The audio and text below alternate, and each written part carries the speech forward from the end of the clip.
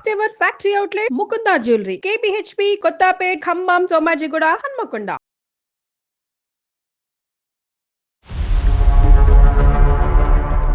సరే మ్యూచువల్గా హెల్ప్ చేసుకున్నారా, ఆవిడకు ఉద్యోగం ఇప్పించారా, అంతవరకు బాగానే ఉంది.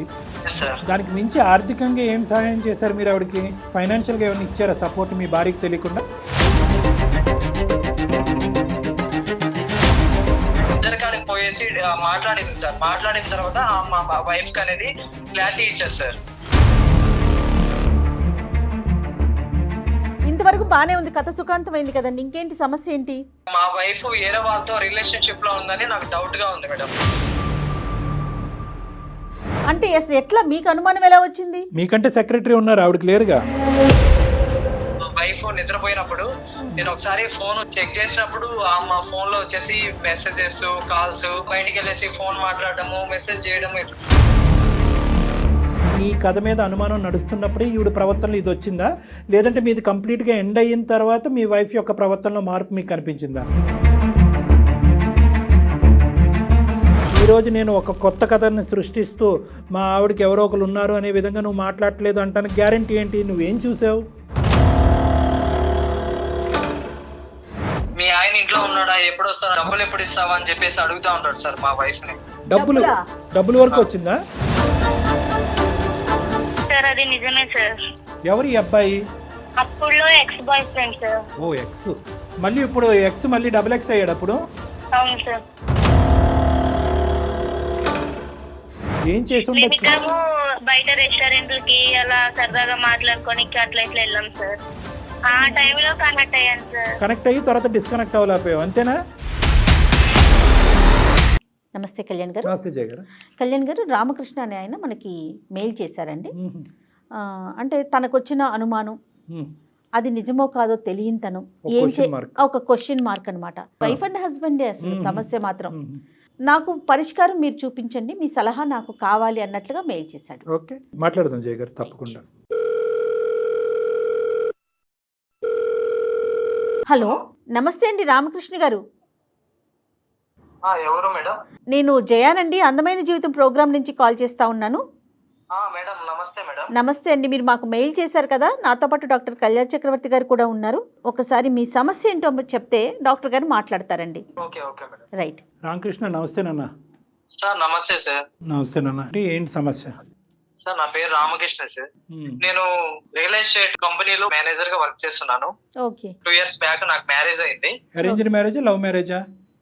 Sir arranged marriage sir. సరే చెప్పండి, ఏంటి సమస్య? నా కింద ఒక మా సెక్యూరిటీగా ఉంటుంది. నాకు వచ్చిన ఫోన్ కాల్స్ కానీ, మెసేజెస్ కానీ, క్లయింట్స్ కానీ ఇవన్నీ ఆమె మేనేజ్ చేస్తూ ఉంటుంది సార్. సో మీ వర్క్ లోడ్ ఆవిడ షేర్ చేసుకుంటూ ఉంటది. Yes sir. మీ ఇద్దరి మధ్యనే ప్రధానమైనటువంటి communication. Yes sir. Yes sir. చెప్పండి. నా క్లయింట్స్ కానీ వాళ్ళందరినీ ఫాలో చేస్తూ ఉంటది. మేము డే అండ్ నైట్ అంటే మెసేజ్ చేసుకోవడము, ఫోన్ మాట్లాడుకోవడము ఇట్లా చేస్తూ ఉంటాం సార్. మా భార్య అది చూసి ఆమె కొంచెం తప్పుగా అనుకునిందామా.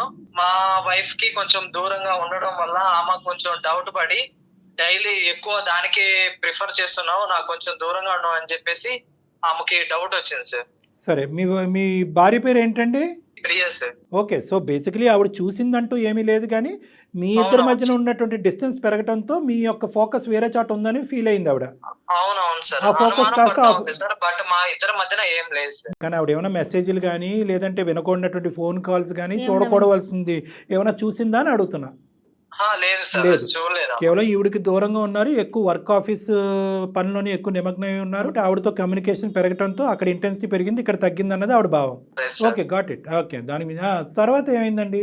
అదే సార్, అంటే ఇంకా ఆమె పోయేసి పర్సనల్ గా సెక్రటరీతో మాట్లాడడము ఇట్లా జరిగింది సార్. అంటే ఆయన ఎక్కువ మీకు ఆర్థిక పరంగా గానీ మీకు ఎందుకు హెల్ప్ చేస్తున్నారని చెప్పి అడిగితే ఆమె వచ్చేసి నాకు ఒక అన్నగా గాను ఒక బ్రదర్ గాను నాకు ఇట్లా హెల్ప్ చేస్తున్నాడు అతను, నేను ఒక బ్రదర్ గా అనుకున్నాను అని చెప్పారు సార్. కాదు, ఆర్థికంగా హెల్ప్ చేయవలసిన అవసరం ఏముందండి మీరు? అంటే మీ వైఫ్ కి అంటే సార్ ఆమె ఇంటర్వ్యూకి వచ్చిన తర్వాత అమ్మాయి ప్రొఫైల్, ఆమె టాలెంట్ అన్ని నాలెడ్జ్ కూడా ఎక్కువ బాగుంది సార్. చూసాను ఆమె ప్రొఫైల్.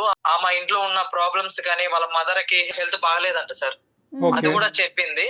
ఒక బ్రదర్ గా నేను వాళ్ళకి ఇంకా హెల్ప్ చేద్దాము అంటే నా వర్క్ పరంగా కూడా మంచిగా హెల్ప్ అవుతుంది, నేను ఒకరికి హెల్ప్ చేసినట్టు ఉంటుంది అని చెప్పి ఆమెకి హెల్ప్ చేస్తున్నాను మేడం. సరే, మ్యూచువల్ గా హెల్ప్ చేసుకున్నారా, ఆవిడకు ఉద్యోగం ఇప్పించారా, అంతవరకు బానే ఉంది.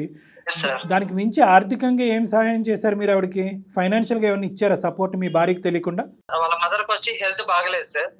అంటే ఆమెకి ఎక్కువ నచ్చలేకుండా ఇట్లా ఉంటే ఆమె చెప్పింది అనమాట, ఏడ్చింది అనమాట. ఏడ్చినప్పుడు చెప్పాను ఇట్లా, అమ్మా నేను ఒక బ్రదర్ గా నీకు అండగా ఉంటాను, నీకు మనీ గానీ ఏమైనా నీకు ఇంట్లోకి వస్తువులు గానీ ఏమైనా ఉంటే నేను హెల్ప్ చేస్తాను అని చెప్పాను సార్.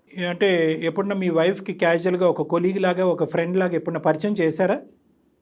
లేదు సార్, డబ్బులు ఇస్తున్నట్టు ఎప్పుడన్నా చెప్పారా? ఎందుకంటే లేదు సార్, హెల్త్ చెప్పలేదు హెల్త్ సార్. హెల్త్ పరమైన అంశం అంటే పెద్ద మొత్తంలోనే ఇచ్చుంటారు, మీరు మధ్యతరగతి కుటుంబం కాబట్టి. అంత అవునవును పెద్ద సార్. మొత్తంలో ఇచ్చేటప్పుడు సతీమణికి అంటే భార్య మనకి షేర్ చేసుకోవటంలో తప్పు లేదుగా? ఎందుకని చెప్పి చెప్పలేదు సార్. సరేలేండి, చెప్పలేదు. ఓకే. ఆ విషయం తర్వాత తెలిసిందా మీ వైఫ్కి? తెలిసింది సార్. తెలిసిన తర్వాత ఆమెకు అనుమానం వచ్చిన తర్వాత అడిగింది సార్. ఓకే. సో కేవలం మీరిద్దరూ ఎక్కువ ఇంటెన్స్గా మాట్లాడుకుంటున్నారు అనేదే కాదు, ఉద్యోగం ఇప్పించింది మీరే, ఫైనాన్షియల్గా వాళ్ళ అమ్మగారికి బాగాలేదు అంటే కనుక ఇప్పించింది మీరే. ఎటొచ్చి మీ భార్య ఏంటంటే ఆవిడ మిమ్మల్ని అన్నయ్య, మీరు ఆవిడని చెల్లెమ్మ అంటాం అనేది వినలేదు అంతే. అవును సార్. అవును సార్. మీ బ్యాడ్ లక్. తర్వాత ఏమైందండి? అదే సార్, వచ్చి అడిగిన తర్వాత అమ్మ నాకు ఒక బ్రదర్ గా చెప్పింది. తర్వాత వాళ్ళ అమ్మతో కూడా మాట్లాడడం జరిగింది మా వైఫ్. మ్మ్. మాట్లాడిన తర్వాత వాళ్ళ మదర్ చెప్పారు, ఇట్లా నాకు ఒక కొడుకు లాగా అతను నాకు హెల్ప్ చేశాడు అంతేగాని ఇంకేం లేదు అని చెప్పారు సార్. అక్కడికి ఆ ప్రాబ్లమ్ సాల్వ్ అయింది సార్. సాల్వ్ అయిందంటే ఏంటా, ఉమాని ఉద్యోగం నుంచి తీసేశారా లేదంటే మీ లేదు. తను మీ లేదు ఆఫీస్లోనే సార్, ఉందా? అంటే ఆమె పోయేసి వాళ్ళిద్దరి కాడికి పోయేసి మాట్లాడింది సార్. మాట్లాడిన తర్వాత క్లారిటీ ఇచ్చారు సార్. ఓకే, దాంతో ఈవిడ చల్లబడింది. అవునవును సార్. ఆమె తెలుసుకున్న తర్వాత మా భర్త మంచోడు అని చెప్పేసి ఆమె అనుకొని వచ్చేసింది సార్ మళ్ళీ. మీ దగ్గర అందేమో, ఆవిడ మనసులో ఇంకా కలత ఉందేమో. లేదు సార్, అది కూడా మేము సాల్వ్ చేసుకున్నాం సార్. ప్రాబ్లము తీరిపోయింది. ఉమాని ప్రియా గారు మాట్లాడుకుంటారా ఎప్పుడైనా? కష్టం అనుకోండి ఎప్పుడు. లేదు సార్, మాట్లాడుకుంటారు సార్. ప్రాబ్లం అయిపోయిన తర్వాత మాట్లాడు. సో మీ వరకు అయితే కనుక అక్కడ చెల్లి అయిపోయింది. అవునవును సార్. ఇంతవరకు బానే ఉంది, కథ సుఖాంతమైంది కదండి, ఇంకేంటి సమస్య ఏంటి? లేదు మేడం, ఇప్పుడే మేడం స్టార్ట్ అయ్యింది. ఏమైంది? అంటే అవును మేడం, మా వైఫ్ వేరే వాళ్ళతో రిలేషన్షిప్ లో ఉందని నాకు డౌట్ గా ఉంది మేడం. ఇదేంటండి? అంటే అసలు ఎట్లా మీకు అనుమానం ఎలా వచ్చింది? మీకంటే సెక్రటరీ ఉన్నారు, ఆవిడ క్లియర్గా. ఒక రోజు మా వైఫ్ నిద్రపోయినప్పుడు నేను ఒకసారి ఫోన్ చెక్ చేసినప్పుడు మా ఫోన్ లో వచ్చేసి మెసేజెస్, కాల్స్, అందమైన జీవితాన్ని కూడా ఆమె మెయిల్ పెట్టున్నారు సార్. రెగ్యులర్ గా నైట్ మీరు పడుకునే ముందు ఆవిడ ఫోన్ చెక్ చేసి పడుకుంటారా? లేదు లేదు సార్, ఈ మధ్యనే నాకు డౌట్ వచ్చేసి నేను మా వైఫ్ నిద్రపోయిన తర్వాత నేను ఒకసారి చెక్ చేశాను సార్. అసలు మీకెందుకు డౌట్ వచ్చింది? అంటే మేడం ఆమె అంటే ఎక్కువ బయటికి వెళ్ళేసి ఫోన్ మాట్లాడము, మెసేజ్ చేయడం ఎట్లుంటే నాకు అంటే వేరే వాళ్ళతో తిరగడము, రిలేషన్షిప్ లో ఉన్నట్లు నాకు కొంచెం అనుమానం వచ్చింది మేడం. నీ కథ మీద అనుమానం నడుస్తున్నప్పుడే ఈవిడ ప్రవర్తనలో ఇది వచ్చిందా, లేదంటే మీది కంప్లీట్ గా ఎండ్ అయిన తర్వాత మీ వైఫ్ యొక్క ప్రవర్తనలో మార్పు మీకు కనిపించిందా? లేదు లేదు సార్, ఇప్పుడు నా మీద డౌట్ ఉన్నప్పుడే ఆమె కొంచెం ఆ ప్రవర్తన కూడా మారింది సార్. కానీ అప్పుడు చెక్ చేయకుండా మీది ఎండ్ అయిన తర్వాత మీరు చెక్ చేయడం మొదలు పెట్టారు. అవునవును సార్. ఇదేదంటే నాకు ఇదేదో ఎలక పిల్లి కథలా ఉంది. అంటే టిట్ ఫర్ టాటు. మా ఆవిడ ఇప్పుడు వరకు నా మీద చెప్పెట్టి నన్ను అనవసరంగా అమాయకురాలైనటువంటి అమ్మాయితో లింక్ కలిపి ఇబ్బంది పెట్టి చేసింది కాబట్టి ఈరోజు నేను ఒక కొత్త కథని సృష్టిస్తూ మా ఆవిడకి ఎవరో ఒకరు ఉన్నారు అనే విధంగా నువ్వు మాట్లాడలేదు అంటానికి గ్యారంటీ ఏంటి? నువ్వేం చూసావు? మెసేజెస్ చూసాను సార్. మెసేజ్లు చూసావు. ఏంటి ఆ మెసేజ్లు? ఏం చూసావు ఆ మెసేజ్లో? అనుమానించేలాగా ఉన్నాయి మేడం మెసేజెస్. ఏంటవి చెప్పండి, కొద్దిగా వివరించండి. పర్వాలేదు, ఇక్కడ దాకా వచ్చారు కదా. అంటే అంత సిగ్గుపడి చెప్పలేనువా? అదే చెప్తాను సార్. చెప్పు నాన్న. అదే సార్, కలుద్దాము, మళ్ళీ ఎప్పుడు కలుస్తావు, ఓకే ఓకే. అసలు నాకు రిప్లై ఇవ్వట్లేదు. ఇతను ఎవరు అసలు? ఈ అబ్బాయి ఎవరు? స్కూల్ ఫ్రెండ్స్ గ్రూప్ లో ఉన్నాడు సార్. మీ ఆయన ఇంట్లో ఉన్నాడా, ఎప్పుడు వస్తాడా అని చెప్పి అడుగుతాడు సార్. ఓయ్ అవునా? డబ్బులు ఎప్పుడు ఇస్తావా అని చెప్పేసి అడుగుతా ఉంటాడు సార్ మా వైఫ్ ని. డబ్బులు వరకు వచ్చిందా? కానీ ఈ చుక్కలన్నీ కలిపితే కనుక ఖచ్చితంగా మీ ఆవిడ మీద మీకైతే అనుమానమా, లేదంటే బలంగా అనిపిస్తుందా ఆవిడకి ఏదో సంబంధం ఉందని? అదే సార్, డబ్బులు ఎప్పుడు ఇస్తావు, లేకపోతే మీ ఆయనకి చెప్పేనా అని చెప్పేసి మెసేజ్ చేస్తా ఉంటాడు సార్. అలా ఉందా? ఏంటి మెసేజెస్ వస్తున్నాయి, నేను చూసాను, ఎవరతను అని అట్లా ఏమన్నా అడిగారా అమ్మాయిని? అడిగాను మేడం, ఒకసారి అడిగాను. ఫ్రెండ్ అని చెప్పింది. అడిగిన తర్వాత బ్లాక్ లిస్ట్ లో పెట్టేసింది సార్ ఆ అబ్బాయిని. అవును సార్. మళ్ళీ బ్లాక్ లో పెట్టిన తర్వాత మళ్ళీ కొత్త నెంబర్ నుంచి మళ్ళీ మెసేజెస్, ఫోన్స్ అవి వస్తా ఉన్నాయి సార్. ఓయ్ అబ్బో, సేమ్ పర్సన్. అవును సార్. మరి సెకండ్ టైం ఎందుకు వీడు వస్తున్నాడు, ఎందుకు ఇలా వెంట పడుతున్నాడు అని అడిగావా మరి మీ భార్యని? అడిగాను సార్, అడిగినా కానీ మళ్ళీ ఫ్రెండే అని చెప్తా ఉంది సార్. అలా కదయ్యా, 1-2 ప్రశ్నలు వేసి కొద్ది లోతుగా తవ్వి తీయాలి కదా మా వరకు వచ్చే లోపు. మీరు ఎంతవరకు అడిగారు, ఆవిడ అంత పొడిగా ఎందుకు చెప్తుంది? ఇది మామూలు ఇష్యూ కాదు కదా. ఒకటి బ్లాక్ చేసాక మళ్ళీ ఇంకోసారి కనెక్ట్ అవటం, భార్య ఇప్పుడు నీదే చాలా ఇంటెన్స్గా ఫీల్ అయినటువంటి నీ భార్య ఈ రాంగ్ రూట్లోకి ఎందుకు వెళ్తుంది అనేది మాకున్న అనుమానం. అది మళ్ళీ అడుగుతా ఉంటే ఏడుస్తా ఉంది సార్ అమ్మ. ఏడుస్తుంది. ఓకే. ఇప్పుడు ఏంటి, మా ఈమెయిల్ అందమైన జీవితానికి ఆవిడ ఈమెయిల్ పంపించిందా? అవును సార్, అందమైన జీవితానికి మెయిల్ చేసింది సార్ అమ్మ. సో మీరు చూసినటువంటి లిస్ట్ ఆఫ్ మెసేజెస్లో మాకు పంపించినట్టుగా కూడా మీకు కనిపించింది. అదే సార్, నాకు సెక్రటరీకి ఏదో సంబంధం ఉందని చెప్పేసి మీకు మెయిల్ చేసింది సార్. ఓహో, అదా, ఆ ఓకే. విషయం మెయిల్ చేసిందా? ఓకే.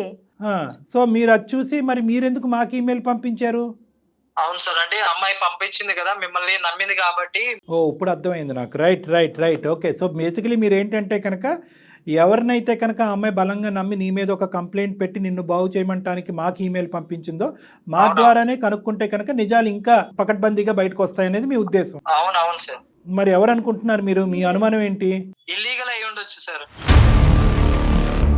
ఇల్లీగల్ అయినా లీగల్ అయినా నేను అనేది ఏంటంటే సోర్స్ ఎక్కడా అని అడుగుతున్నా. ఎక్కడి నుంచి మొదలయ్యాడు మహానుభావుడు అని అడుగుతున్నా. చూసింది ఒక బఠానీ గింజ అంతా ఈ అబ్బాయి కొండంత ఊహించుకుంటున్నట్టు అనిపిస్తుంది. సర్లే, ఇప్పుడు ఓకే, మనం ఊహని ఇప్పుడప్పుడే లెక్క తేల్చకూడదు. ఎందుకంటే మీ ఆయన ఉన్నాడా, మీ ఆయన ఈ టైంలో లేకపోతే ఎలాగా, డబ్బులు ఎప్పుడు ఇస్తావు, డబ్బుల గురించి ఇవ్వకపోతే కనుక అతనికి అన్నీ చెప్తాను అనే మాటలు అనేవి మరీ అంత సింపుల్ ఫ్రెండ్షిప్ లాగా నాకు అనిపించట్లేదు ఇక్కడ.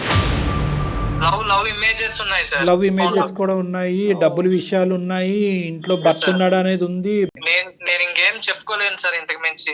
సర్లే, నువ్వు పడేటటువంటి ఇబ్బంది మాకు అర్థమవుతుంది, నీ నోరు తడారిపోతుంది. నువ్వు ఒక్కసారి అమ్మాయిని కలుపుదాం మేడం, మనం ఒకసారి మాట్లాడదాం కదా కళ్యాణ్ గారు. ఇప్పుడు తను ఇంతకుముందు అతని మీద అనుమానం, ఇప్పుడు ఆ అమ్మాయి మీద అనుమానం. ఏది కరెక్టో కాదో మీరు మాట్లాడితే కదా మీకు తెలుస్తుందని నా ఉద్దేశం. మీ వైఫ్కి ఒకసారి కనెక్ట్ చేస్తారా మరి? డాక్టర్ గారు మాట్లాడతారు. మేడం లేదు మేడం, నేను కలిపితే అమ్మ మాట్లాడదు మేడం, మీరే ఒకసారి మాట్లాడండి మేడం. ఇప్పుడు ఇద్దరు కలిసి పంపిస్తాను. కాదు రామకృష్ణ, ఇద్దరు కలిసి ఓకే మేము మాట్లాడతాం. మీ ఇద్దరు కలిసి ఉండట్లేదా, ఉంటున్నారా? ఒకే చోట ఉంటాము, వేరే బెడ్రూమ్ లో ఉంటాం సార్. ఓకే. సో మీ ఇద్దరి మధ్యన ఆ డిఫరెన్స్ వచ్చేసింది ఆల్రెడీ. అవును సార్. సరే, ఒకసారి మేమే కలుపుతాం నేను, ఉండండి అయితే. అంటే మీరు ఓకే సార్. ఒకసారి మీ వైఫ్ నెంబర్ పెట్టేసేయండి చాలు, నేను కాల్ చేస్తా తనకి. Okay madam. రైట్. పంపిస్తున్నా మేడం. ఆఖరికి ఏ స్థాయికి వచ్చిందో చూసారా జయ గారు? ఇతను ఫోన్ చేస్తే ఆవిడ ఎత్తదంట. ఒకే ఇంట్లో ఉంటున్నారు కానీ విడివిడి బెడ్రూమ్స్. నమస్తే అండి. నమస్తే మేడం. నేను జయానండి, అందమైన జీవితం ప్రోగ్రామ్ నుంచి కాల్ చేస్తా ఉన్నాను. మెయిల్ చేశారు కదా? మా సమస్య క్లియర్ అయ్యింది, అందుకనే మళ్ళా మీకు ఏమీ కాంటాక్ట్ అవ్వలేదు మేడం. ఆహాహా, సమస్య క్లియర్ అయిపోయిందా? అయితే కొత్త సమస్య మొదలైందమ్మా. అది ఏంటి మేడం అది? ఏంటంటే ఒకసారి ఉండు, మా డాక్టర్ కళ్యాణ్ చక్రవర్తి గారు మాట్లాడతారు నీతో. Okay madam. ఒక్క నిమిషం. అమ్మా, మీ సమస్య పరిష్కారం అయినందుకు మేము చాలా ఆనందిస్తున్నాం, చాలా సంతోషం. నా సమస్య క్లియర్ అయ్యింది, మళ్ళీ ఇంకో సమస్య నాకెందుకండి అని చెప్పి మీరు ఫోన్ పెట్టేయకుండా అదేంటి మేడం అని అడిగారు చూడండి, అది ఇంకా సంతోషం. ఆ సమస్య ఎవరిదో కాదు, మీ భర్త గారిది. మీ భర్త గారు ఏంటంటే నీకు రామకృష్ణ గారికి ప్రత్యేకంగా ఏంటంటే మీకు అందమైన జీవితం మీద ఒక గురి ఉంది కాబట్టి, అందమైన జీవితం ఇటువంటి సమస్యలు పరిష్కరిస్తుందనే ఒక నమ్మకం ఉంది కాబట్టి రామకృష్ణ గారు అదే సంస్థకే, అంటే అందమైన జీవితానికే ఈమెయిల్ పంపించి అక్కడితో ఆగలేదండి, ఇంకో సమస్య మొదలైందండి, ఇది కూడా పరిష్కరించి మా జీవితాలను కాపాడండి అని మమ్మల్ని వేడుకుంటున్నారు. సో అందులో ఏంటంటే ఇప్పుడు అతను అంటే ఉన్నది నిజాయితీగా ఒప్పుకోవాలనేది నా ఇదమ్మా. అంటే మీరిద్దరూ హ్యాపీగా ముందుకు ప్రయాణం చేయాలి అంటే కనుక, ఎందుకంటే చాలా తక్కువ సందర్భాల్లో మేము చూసినటువంటి ఈ వేదిక మీద చాలా తక్కువ సందర్భాల్లో మా వరకు ఈమెయిల్ పంపించిన తర్వాత మేము కాల్ చేసే లోపే సమస్య క్లియర్ అవటం అనేది చాలా అదృష్టంగా మేము భావిస్తున్నాం. అందులో నువ్వు ఒకదాని ఉన్నావు. ఎందుకు అక్కడ గెలుపొందారు మీరు అంటే కనుక అందరూ నిజాయితీగా నిజాలు ఒప్పుకున్నారు కాబట్టి. మీ ఆయన ఒప్పుకున్నాడు, మీరు ఒప్పుకున్నారు, ఆ అమ్మాయి ఒప్పుకుంది, అలా అమ్మాయి అలా అమ్మగారు ఒప్పుకున్నారు. సో అక్కడితో అది క్లియర్ అయింది. ఇప్పుడు ఈ సమస్యలో కూడా ఏంటంటే ఇప్పుడు ఉండేటటువంటి దాంట్లో కూడా నిజాయితీ అనేటటువంటిది ప్రధానమైన అంశం. సో మీ మనసాక్షిమే చేసుకుని మీకు మీ రామకృష్ణ గారు పడేటటువంటి అనుమానం ఆలోచన ఏంటంటే, ఎవరో ఒక అబ్బాయితో ఉమాగారితో ఇతనితో మాట్లాడుతున్నప్పుడు అప్పుడు మీ మైండ్లో మీ బాధలు నలుగుతున్నటువంటి క్రమంలోనే మీరు కూడా ఒక పరాయి వ్యక్తితో తెలియకుండా, భర్తకు తెలియకుండా సంభాషించటము, చాటింగ్లు చేయటము, డబ్బులు పంచుకోవటం ఇలాంటివి జరిగినాయి అంట. అడగలేక మింగలేక కక్కలేక అతి కష్టం మీద నిన్ను అడిగితే ఎవరో అని చెప్పి పక్కకు తోసావంటే ఇంకోసారి అడిగేటప్పటికి బోరుమని ఏడ్చావంట. ఈ ఏడుపులు గోలేంట్రా బాబు అని చెప్పి ఇంకా ఏదో జరుగుతుందనే ఉద్దేశంతో అతనికి ఏం చేయాలో పాలుపడక మాకు ఈమెయిల్ పంపించాడు. అసలు ఏం జరుగుతుందమ్మా ప్రియ మీ జీవితంలో? ఏం జరుగుతుంది? ఈ అబ్బాయి ఎవరు, నువ్వు మాట్లాడే అబ్బాయి ఉన్నాడా? అది కూడా భ్రమేనా? సార్ నేను ఇప్పుడు నిజం చెప్తాను సార్. చెప్పమ్మా. నిజాలే చెప్పాలి సార్ అది నిజమే సార్. ఏది నిజం? ఇంకో అబ్బాయితో మాట్లాడింది. నువ్వు మాట్లాడింది నిజమే. ఎవరు ఈ అబ్బాయి? అప్పుడులో X boy friend sir. O X. సరే, మళ్ళీ ఇప్పుడు ఎక్స్ మళ్ళీ డబుల్ ఎక్స్ అయ్యాడు అప్పుడు? అవును సార్. అప్పటి నుంచి ఈ అబ్బాయితో మళ్ళీ పరిచయం ఏర్పడింది 6 months ఉంది సార్. 6 months నుంచి. భర్తకు తెలియకుండా 6 నెలలు బట్టి మాట్లాడవలసినంత ఏముంది సీక్రెట్?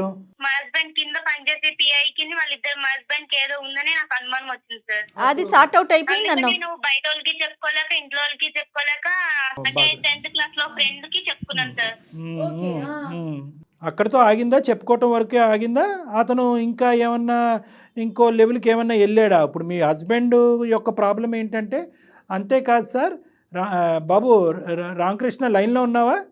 సార్ ఉన్నాను సార్. మరి సైలెంట్గా ఉండొద్దు. ఇప్పుడు అమ్మ రామకృష్ణ కూడా లైన్లోనే ఉన్నాడు ప్రియా.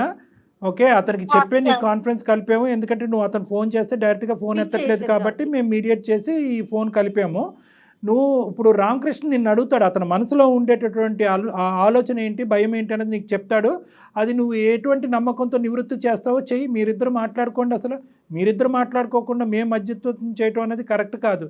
ప్రియా, వాడితో ఎందుకు ఫోన్ మాట్లాడుతావు? నువ్వు ఫోన్ కాల్స్ కానీ మెసేజ్ కానీ ఎందుకు చేస్తున్నావు? వాడికి ఫ్రెండ్ అని చెప్పి అట్లా అడుగుతారా? ఎప్పుడు వస్తావు, మా డబ్బులు ఎప్పుడు ఇస్తావు? నీ మీద డౌట్ ఉండి సైగా ఆడుకుందాం అనుకున్నాను. నా మీద డౌట్ ఉంటే మీ పేరెంట్స్ గానీ ఎవరికైనా చెప్పాలి గానీ మళ్ళా అతను చెప్తావా? వాళ్ళతో చెప్పుకోలేక అంతా చెప్పుకున్నాను కదమ్మా, చెప్పుకున్నా అంతవరకు ఓకేనమ్మా.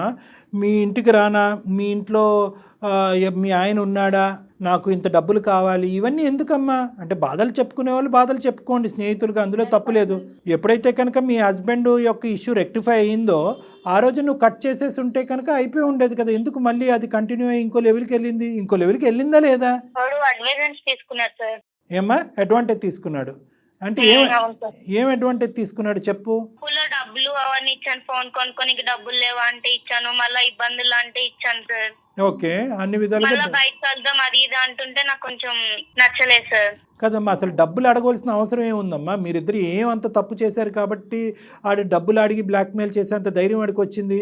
ఏం చేసి ఉండొచ్చు? మేమిద్దరము బయట రెస్టారెంట్లకి అలా సరదాగా మాట్లాడుకోనికి అట్లా ఇట్లా వెళ్ళాం సార్. ఏం మనుషులమ్మా, ఎందుకు నువ్వు అదెందుకు టెంప్ట్ అయ్యావు? మా హస్బెండ్ తో డిస్టర్బెన్స్ ఉంది కదా సార్. డిస్టర్బెన్స్ లేదు కదమ్మా. డిస్టర్బెన్స్ ఉందేమో అని నువ్వు అనుమానం పడ్డావు. అక్కడి వరకు వెళ్ళాక నీకు మొత్తం క్లారిటీ వచ్చేసింది. ఇంకా అక్కడితో నీ మైండ్ కనెక్ట్ అయ్యాను సార్. కనెక్ట్ అయ్యి తర్వాత డిస్కనెక్ట్ అవ్వలేకపోయావు, అంతేనా? అంతే కదమ్మా, కనెక్ట్ అయ్యారు. డిస్కనెక్ట్ అవ్వట్లేదు. ఎవరు? నువ్వు డిస్కనెక్ట్ అయ్యావు కానీ అతను అవ్వట్లేదు, అంతే. మరి విత్తనాలు జల్లేక మొలకెత్తవా? ఇప్పుడు నీకు అర్థం కావట్లేదు ఇక్కడ సబ్జెక్టు. నువ్వు అతనికి ఏమేం ప్రామిస్ చేసావో ఆ స్పీడ్లో నువ్వు పంచుకునేటటువంటి బాధలో ఏమేం ప్రామిస్ చేసావో నువ్వు అతనికి, అంటే నాకు మా ఆయన వద్దు, మా ఆయన అంటే ఇష్టం లేదు, నువ్వే ఆపద్బాంధుడు, నువ్వే కాపాడు. ఇప్పుడంటే ఎలాగమ్మా? నీ ఇదేమన్నా ఇదా, ఇది గేమా? ఇదేమన్నా ఆ అమ్మాయికి ఒకటే వచ్చు, వెళ్ళిపోయింది, ముందుకు ఫార్వర్డ్ అయిపోయింది. ఎప్పుడైతే ఈ అబ్బాయి బిగ్గరగా అడిచాడో ఏడవటం మొదలు పెట్టింది. ఏడుస్తుంది, ఏం చేయాలో తెలియక ఇతను మనకి ఈమెయిల్ పంపించాడు. మనం ఏ లెవెల్ మనుషులు అన్నది ఆ అమ్మాయికి బాగా తెలుసు, మన సీనియారిటీ ఏంటి అన్నది తెలుసు. తెలిసిన తర్వాత ఇప్పుడు ఏంటంటే కనుక అమ్మో వీళ్ళు ప్రశ్నల మీద ప్రశ్నలు అడిగేసి ఇంత గాలివాటం క్రియేట్ చేస్తున్నారు అనేటటువంటి ఉద్దేశంతో అమ్మాయి ఏదో హోటల్లో ఉంటానండి, ఈ హోటల్ వద్దా ఆ హోటల్లో ఉంటాను అన్నట్టు ఉంది. నువ్వు ఏం మాట్లాడుతున్నావు? రామకృష్ణ ఎవరు అనుకున్నావు? ఏది తప్పయింది? ఎవరు తప్పయింది? మళ్ళీ ఇప్పుడు ఆ అబ్బాయి ఎవరో నీ చిన్నటి స్నేహితుడు మళ్ళీ నీ జీవితంలోకి రావడానికి గ్యారంటీ ఉందా? ఎలా ఇస్తావు? నువ్వు ఇచ్చేది కాదు కదా, వాడే అతను కదా, అతని వైపు నుంచి రావాలి కదా గ్యారంటీ. ఎవరు? మాతోనా? మీ ఆయనతో మాట్లాడి ఏమని మాట్లాడిస్తావు చెప్పు? ఏం మాట్లాడతాడు? అతను నిజమే చెప్తున్నాడని మేము ఎలా అనుకోవాలి, మీ ఆయన ఎలా అనుకోవాలి? మీరిద్దరు కలిపి మళ్ళీ మధ్యలో మీ మదర్ని ఎందుకు ఇన్వాల్వ్ చేస్తారు? ఆ? అమ్మ ఇంత పెద్ద పెద్ద మాటలు మాట్లాడేటప్పుడు ఎవరితో పడితే వాళ్ళతో చిన్ననాటి స్నేహితుడని ఎంతవరకు పంచుకోవాలి? నీ బాధలు కష్టాలు సుఖాలు ఎంతవరకు పంచుకుంటారమ్మా? వేరే మగపిల్లడితో మీకు ఏం అవసరం? గంటలు గంటలు ఎందుకు ఆ మాట్లాడారు? టైంలో నాకు వేరే ఆలోచన ఏం రాలేదండి. సరే అమ్మా, ఆ టైంలో ఆలోచన రాలేదు, సరే నీ బాధను పంచుకున్నావు, స్నేహితుడు అని అనుకున్నావు, తర్వాత అంతవరకు- లిమిటేషన్స్ అనేటటువంటిది ఉంటాయి ఉంటాయి కదా. కదమ్మా. ఇక్కడ నీకు అంత జీవమరణం సమస్య ఏమీ రాలే కదా, ఒక అనుమానం మాత్రమే. మీ ఆయన ఈరోజు చూడకూడనటువంటి భయంకరాలన్నీ చూశాడు. అప్పుడు జరిగింది ఏంటి? ఒక పిఏతో అఫీషియల్ సంబంధించినటువంటి సంభాషణ, కొద్దిగా వాళ్ళ అమ్మగారికి బాగాలేదు కాబట్టి కొద్దిపాటి ఆర్థిక సమయం, దాన్నే నువ్వు పెద్ద చిత్రం కింద ఊహించేసుకుని అల్లేసుకున్నావు. అక్కడ ఏమీ లేదు. ఇప్పుడు ఏంటి ఇదేంటి మెసేజ్లు పంపించడాలు ఏంటి? ఓకే పంచుకున్నారు, తర్వాత ఆడు ఎప్పుడైతే బౌండరీ దాటుతున్నాడో, గేట్ దాటుతున్నాడో, అరే బాబు నువ్వు ఎక్కడైతే ఉండాలో అక్కడ ఉండు. ఆ మాత్రం తెలియదమ్మా మీలాంటి ఆడపిల్లలకి ఒక మగాడు వచ్చి ఏ స్థాయిలో అడ్వాంటేజ్ తీసుకుంటున్నాడు అనేది? ఇంకా తలుపులు ఓపెన్ చేస్తే ఏంటి జీవితం? కాల్ చేయడం ఆపేస్తాను సార్. తను నేను బ్లాక్ లో పెట్టినా సరే తన వేరే వాళ్ళు ఫోన్ తీసుకొని లేకపోతే అంతే, సిమ్ మార్చి ఇది అంతే. ఇలాంటి కాల్ చేస్తున్నారు కరెక్ట్, సార్. ఇలాంటి సంబంధాలు అలాగే ఉంటాయి. వన్ వే ట్రాఫిక్ అంతే ఇవి. నువ్వు ఒక్కసారి తలుపు తీస్తే వాడు ఆగడు, వాడు ఎడిక్ట్ అయిపోయాడు నేనే నీకు. మా హస్బెండ్ కి చెప్పేద్దాం అనుకున్నాను సార్, కానీ చెప్పలేకపోయాను. చెప్పరు మీరు, ఇంకేం చెప్తారు? అబద్ధం మీద అబద్ధం, కప్పేదాని మీద మళ్ళీ కప్పటం, అలా పూర్తి చేయటమే తప్ప ఇంకేమీ ఉండదు. అడిగినప్పుడు సీదా చెప్పకుండా ఏడవటం అంటే మీ ఆయన ఎంత మంచాడో, ఎంత పెద్ద మనసు. మా ఆయన అంటే నాకు చాలా ఇష్టం సార్, ప్లీజ్ సార్. చాలా లేటుగా తెలిసింది కదా రామకృష్ణ. ఈ అమ్మాయి ఇంతకు మించి చెప్పాలని అనుకోవట్లేదు, మేము తవ్వాలని అనుకోవట్లేదు. ఒకే ఒక అంశం అమ్మ, ఒకే ఒక అంశం. రామకృష్ణ మనసులో ఒకే ఒక క్వశ్చన్ ఉంది, మీరు ఎంత దూరం ప్రయాణం చేశారని ఒక ప్రశ్న. అది రేపొద్దున ఈ ఫోన్ పెట్టేసాక అడిగితే నువ్వు సమాధానం చెప్పలేవు, అతను మనసు ఇప్పి అడగలేడు. సో నేనేంటంటే సభాముఖంగా నేను అడుగుతున్నాను, ఎంత దూరం జరిగింది మీ ప్రయాణం? టీ స్టాల్ రెస్టారెంట్ అంతే సార్. టీ స్టాళ్ళు రెస్టారెంట్ అంతే. అంతే సార్. దొరికితే దొంగలు, లేదంటే దొరలు. ఒక్కటే మెసేజ్లు ఉన్నాయి కాబట్టి అది ఒక్కటే ఒప్పుకుంటున్నావా? ఇంకేం లేదుగా? మనస్ఫూర్తిగా మీ అమ్మగారి మీద ఒట్టేసి అని పదే పదే అంటున్నావు కాబట్టి మేము నమ్మాలా నిన్ను?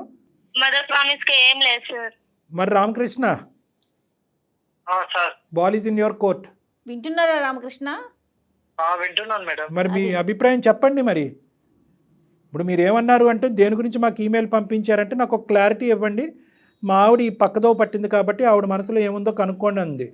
ఆవిడ ఏంటంటే మనసులో ఉండేటటువంటిది ఏమున్నా లేకపోయినా ఇప్పుడైతే నేను రియలైజ్ అయ్యాను, నా తప్పు నేను తెలుసుకున్నాను, నేను బయటపడాలని ట్రై చేస్తున్నాను.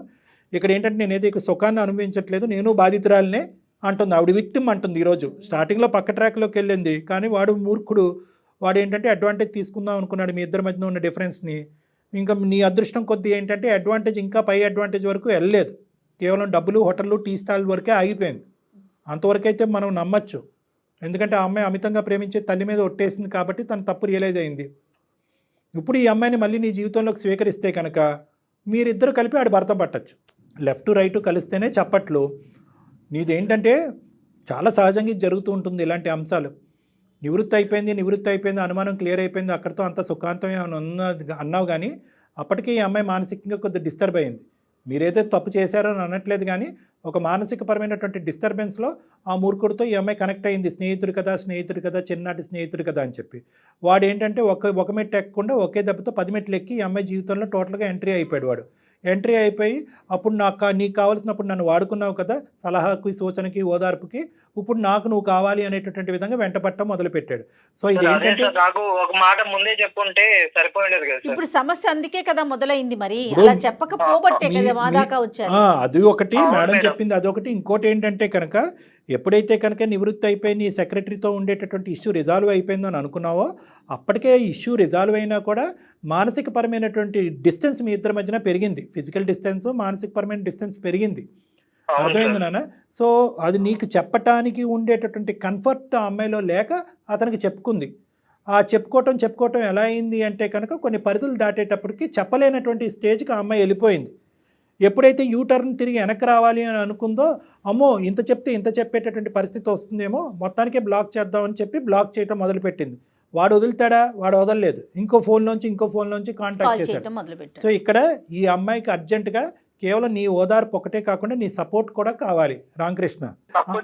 చెప్పి నాకు కూడా నమ్మకం ఉంది సార్. సంతోషం, కథ సుఖాంతం. ఇక్కడ నీకు ప్రధానంగా అర్థం అవ్వాల్సింది, మాకు చాలా బాగా అర్థమైంది ఏంటంటే, మొదటి అంశంలో ఎప్పుడైతే నీ సెక్రటరీ గురించి ఈ అమ్మాయి చాలా నేరో మైండెడ్గా ఆలోచించిందో, రెండో అంశంలో అసలు తెలియకుండా తెలివి తక్కువగా ఆ అబ్బాయి యొక్క జీవితంలో దూరిపోయిందో, మీ ఆవిడ చాలా అమాయకురాలని అయితే మాకు అర్థమైంది. చాలా అంటే చాలా ఇన్నోసెంట్ ఈ అమ్మాయి. కాబట్టి ఒక అమాయకురాలు అనేటువంటి అమ్మాయి తన పరిధులు లేకుండా ఒక తెలివైనటువంటి కన్నింగ్ వ్యక్తి అడ్వాంటేజ్ తీసుకున్నాడనే కథలాగా ఇది నమ్మటం అనేది మంచిది. మా అనుభవం, మా ఆలోచనతో నీకు చెప్తున్నాం. ఇద్దరేనండి, ఇద్దరికి ప్రేమలు ఎక్కువ, అట్లాగే అనుమానం కూడా ఎక్కువగా ఉంది. సారీ అండి, రామకృష్ణ, ప్లీజ్ నన్ను అర్థం చేసుకోండి. ఆ అమ్మాయి వేడుకుంటుంది. ప్రియ, అదే మన ఇద్దరి మధ్య జరిగింది ఏదో జరిగింది, మూవ్ ఆన్ అవుదాం. ఇంకా మన ఇద్దరి మధ్య థర్డ్ పర్సన్ లేకుండా, ఏ సీక్రెట్స్ లేకుండా మనము లైఫ్ ని సాగిద్దాము. ప్రియా, సార్ అదే అమ్మ, ఇప్పుడు అతను ఆలోచన అయితే ఇప్పటి వరకు క్లియర్ అయినట్టే అనిపిస్తుంది. ఓకేనా? దీని పైపెచ్చి మీ ఇద్దరి మధ్యన ఈ డిస్కషన్ అనేది ఫోన్ కట్ అయిన తర్వాత మీరిద్దరు మాట్లాడుకోకుండా ఏమన్నా ఇంకో స్థాయి అనుమానం కానీ ఆలోచన కానీ ఉంటే డైరెక్ట్గా నా క్లినిక్ వరకు రండి మీరిద్దరు. Yes, yes. అర్థమైందా? ఇద్దరు రండి. నాకు ఇంకొక విషయం గుర్తొచ్చింది కళ్యాణ్ గారు. ఇప్పుడు ఈ అమ్మాయికి పదే అతను బ్లాక్ చేసినా కూడా నెంబర్ కాల్ చేస్తా ఉన్నాడు వేరే నెంబర్ నుంచి. అదొకసారి దాన్ని ఏం చేద్దాము? ఇప్పుడు నువ్వు నీ పర్మిషన్ అక్కర్లేదులే ప్రియా. ఇప్పుడు అతనితో మేము మాట్లాడతాం. అతని నెంబర్ మాకు షేర్ చేయమ్మా ఒకసారి. జయ మేడంకి షేర్ చేయి. అతనితో మాట్లాడదాము. అతని పరిధులు ఏంటన్నది అతను అర్థమయ్యేటటువంటి విధంగా అతనికి చెప్దాము. దానికి మించి ఆ గీతలు దాటుకుని ముందుకు వస్తే కనుక అతని తాట ఎలా తీయాలో మాకు బాగా తెలుసు. ఓకే? సో అతను ఏదో నిన్ను ఇబ్బంది పెడుతున్నాడు కాబట్టి నేను ఫోన్ నెంబర్లు మార్చుకుంటూ అలా అంత భయపడుతూ ఉండక్కర్లేదు. ప్రపంచం ఏమంత గొడ్డిబారిపోలేదు. నువ్వు తెలియకుండానే ఒక తప్పు చేసావు. తప్పు తెలుసుకుని బయట పట్టడానికి ట్రై చేసావు. ఇక మీరిద్దరూ హ్యాపీగా ఎటువంటి అనుమానం ఆలోచన లేకుండా సుఖంగా హ్యాపీగా ముందుకెళ్ళండి అమ్మా మీరిద్దరు. ఇంకో అనుమానం ఉండకూడదు మీ ఇద్దరి మధ్యన. ఓకేనా? Okay sir, thank you sir. Ramakrishna చెప్పినట్లుగా ఇంకా మూడో వ్యక్తికి స్థానం కల్పించొద్దు, ఇద్దరూ కూడా. Okay madam. ఓకే రామకృష్ణ గారు, ఓకేనా? Okay madam. రైట్. మీకు ఏదన్నా ఇంకా అనుమానాలు ఉంటే ఒకసారి డాక్టర్ గారిని కలవండి. ఎందుకంటే మీరు అనుమానంగా అంటే ఇప్పటికిప్పుడు అనేసరికి మీ మనసులో ఎన్నో ప్రశ్నలు ఉండొచ్చు, మాట్లాడలేకపోతున్నట్టు అనిపిస్తుంది నాకు. ఎందుకంటే మీరు చూసిన మెసేజ్లు అవనియండి, విన్న కాల్స్ అవనియండి, అతను షాక్ లో ఉన్నాడండి. కరెక్టా కాదా ఏంటని ఒకసారి డాక్టర్ గారిని కలుదురు గాని. సరేనా రామకృష్ణ? Okay madam. రైట్ అండి, right. Okay, thank you. Thank you madam. Thank you. ఏంటంటే జయ గారు, వీళ్ళు ఈ పిల్లలు ప్రధానంగా అర్థం చేసుకోవాల్సింది ఏంటంటే, పెళ్ళైనటువంటి కొత్తలో ఉండేటటువంటి లవ్ మ్యారేజ్ అయినా అరేంజ్డ్ మ్యారేజ్ అయినా ఇటువంటి సమస్యలు రావటం అనేది సర్వసహజం. ఎస్పెషల్లీ ఏంటంటే చిన్ననాటి స్నేహితులకి కనెక్ట్ అవ్వాలి, మన బాధ ఇంట్లో ఉండే బాధ అక్కడ షేర్ చేసుకోవాలనే ఫీలింగ్ ఉంటుంది. ఎందుకంటే ఇలాంటి అంశాలు అక్క చెల్లికి, అన్నదమ్ములకి, అమ్మ నాన్నలకి చెప్పడం కష్టం కాదు. కానీ ఇక్కడ అర్థం చేసుకోవాల్సింది ఏంటంటే, ఎవరినైనా ఒక సోర్స్ ఆఫ్ హెల్ప్, అందమైన జీవితం అంటే కనుక ఒక వెరీ స్పెసిఫిక్ ప్లాట్ఫామ్ కాబట్టి అందరూ ఇక్కడి వరకు చేరుకోలేరు. కాబట్టి ఒకప్పుడు ఇలాంటి ఏమైనా డైలమా సిచ్యువేషన్ క్రియేట్, ఒక సందిగ్ధ పరిస్థితులు ఎవరన్నా భార్యాభర్తలు ఉంటే కనుక ఈ సమస్య యొక్క చిక్కుముడు విడిపించడానికి సరైనటువంటి నాదుడు ఎవడు అని ఎంచుకోవటం కూడా చాలా ఇంపార్టెంట్. అవతల వాడు మన సేవియరా లేదంటే మన తల కొరుగు పెట్టేటటువంటి వాడా అనేది అర్థం చేసుకోవటం చాలా ఇంపార్టెంట్. అసలు వాడు ఎవడు, వాడు ఎంతవరకు వాడికి చెప్పచ్చు, అసలు నేను ఆలోచించేది నిజమా అవాస్తవా, వాడికి ఎందుకు సినిమాకి ఎందుకు రమ్మంటున్నాడు, బయటకు ఎందుకు రమ్మంటున్నాడు, ఫోన్లో పంచుకునేది బయట ఎందుకు వినాలి, డబ్బులు ఎందుకు అని చెప్పి ఆ పరిధులు గీతలు గీలాపోయింది. ఎప్పుడైతే నేను గీలాపోతున్నానో అని అనిపిస్తుందో వెంటనే విడ్రా అయిపోవాలి. ఎప్పుడైతే కనుక పద టీ షాప్కి వెళ్దామంటే కనుక వాడికి ఒక కొమ్ము వస్తుంది, పద రెస్టారెంట్కి వెళ్దామంటే వాడికి 2 కొమ్ములు వస్తాయి. సో ఈ విధంగా ఏంటంటే ఆ అమ్మాయి జుట్టు తీసుకెళ్ళి అతని చేతిలో పెట్టి, కాబట్టి ఎంత సమస్య అయినా కూడా దాని చిక్కుముడి విప్పి దానికి ఒక పరిష్కార మార్గం వెతికేటప్పుడు correct mediator, correct solution identifier ఉండాలి. మన సమస్యను కాస్త డబల్ సమస్య తీసుకెళ్లే పరిస్థితి, సమస్య పరిష్కారం కాస్త మళ్ళీ ఒక సమస్యకి కారణం కాకూడదు. Correct jogger. రైట్ అండి, చాలా బాగా చెప్పారు. బట్ ఆ అబ్బాయి కూడా నాకైతే ఎందుకో కన్ఫ్యూజన్ స్టేటస్ లో ఉన్నట్టు అనిపిస్తోంది. ఒక్కసారి మీరు మాట్లాడితే. మంచి అబ్బాయి, అర్థం చేసుకునే అబ్బాయి. ఇదే సమస్య ఇంకొక ఇంట్లో ఉంటే కనుక మనం చూసినటువంటి కేసుల్లో రాచి రంపాలు పెట్టి ఇది భయంకరమైన పరిస్థితి తీసుకురాకుండా ఆ అబ్బాయి కేవలం అమ్మాయి ఏడుస్తుంది అన్నతో అక్కడితో కమ్యూనికేషన్ ఆపేసి ఆ అమ్మాయి వేరే రూమ్ లో, ఈ అబ్బాయి వేరే రూమ్ లో పడుకుని మనల్ని ఆశ్రయించాడంటే ఆ అబ్బాయి మనసు చాలా పెద్దది, అర్థం చేసుకునే మనసు. ఎటొచ్చి ఏంటంటే అక్కడ సన్నివేశాలు, మెసేజ్లు చూసింది ఒకటి, ఈ అమ్మాయి చెప్తుంది ఒకటి, వింటుంది ఒకటి. సో వీటన్నిటిలో అతను కన్ఫ్యూజన్ లో ఉన్నాడు. సో కన్ఫ్యూజన్ అనేటటువంటిది కేవలం ఒక ఫోన్ కాల్లో, అందమైన జీవితంలో ఈ ఒక ఎపిసోడ్ లో క్లియర్ అవటం కష్టం. కాబట్టి ఈ అబ్బాయికి ఎక్స్ట్రా ఛాన్స్ ఇచ్చి మన దగ్గరకు రప్పించుకుని పూర్తి స్థాయిలో నివృత్తి చేసే ప్రయత్నం చేద్దాం. రైట్, ఆ బాధ్యత మీరే తీసుకోవాలి. తప్పకుండా. రైట్ కళ్యాణ్ గారు, నమస్తే. నమస్తే.